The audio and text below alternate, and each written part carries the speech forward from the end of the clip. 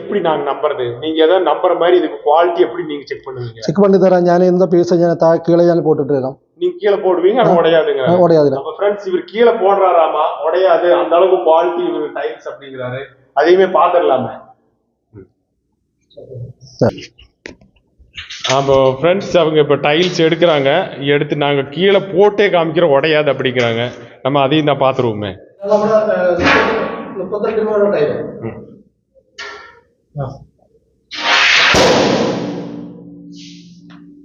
ஏங்க டைல்ஸ் எடுங்க பார்க்கலாம்.